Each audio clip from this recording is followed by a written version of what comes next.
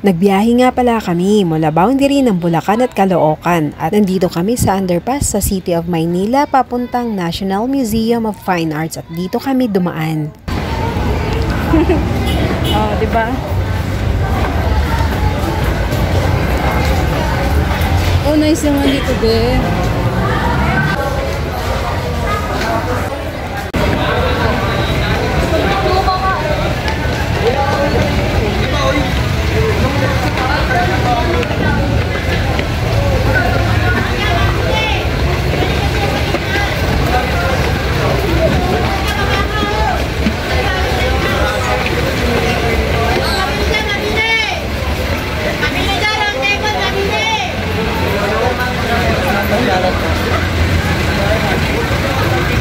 Saan tara? Grabe. Ha? Ay, lalo na mamaya sa pupuntahan natin. Ay, naku. Ay, tayo dyan. Diba, kakaiba siya, kuya? Parang nawala ka bigla sa Del Monte. Fast-paced. Fast-paced yung aura. Iba na? Magulo naman talaga sa atin sa anong meron. Pagod ko dito pala. Pero dito parang nakakaano. Nakita mo yung nandun tayo sa baba, parang ano.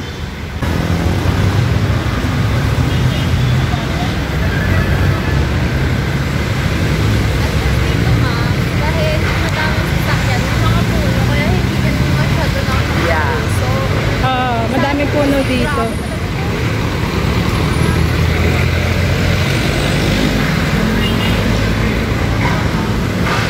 Sa ating bandabi meron puno. Tara, bilisan natin maglakad, babe.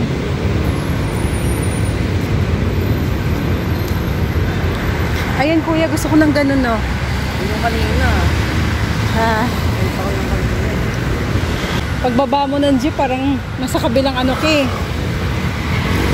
Huwag na ako ang ingay. Oo. Saan yung museum? Yun dun.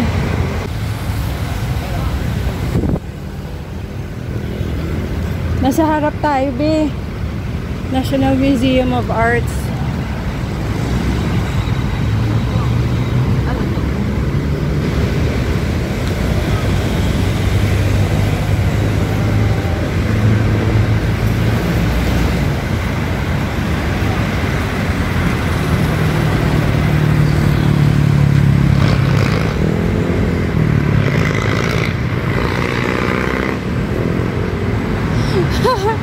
Ang cute dito.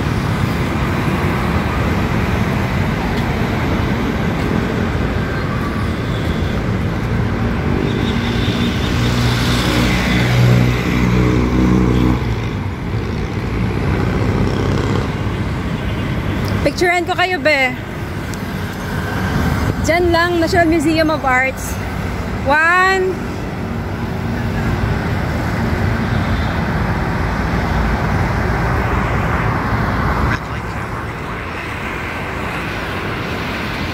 At nandito na nga kami sa National Museum of Fine Arts of the Philippines. Alam nyo ba na yung building na ito ay ginawa noong 1918 hanggang 1926? Ito ang lumang legislative building. Ito ang bahay ng ating mga congressman mula 1926 hanggang 1972. At ito rin ang building ng ating mga senador mula 1987 hanggang 1997. At sa pagpasok sa makasaysayang building na ito ay huwag kalimutang magdala ng valid ID. At dahil bawal mag-video sa loob ay papakita ko na lamang sa inyo ang ilan sa aming mga kuha. Syempre hindi ko ipapakita lahat para may thrill pagpunta nyo, diba?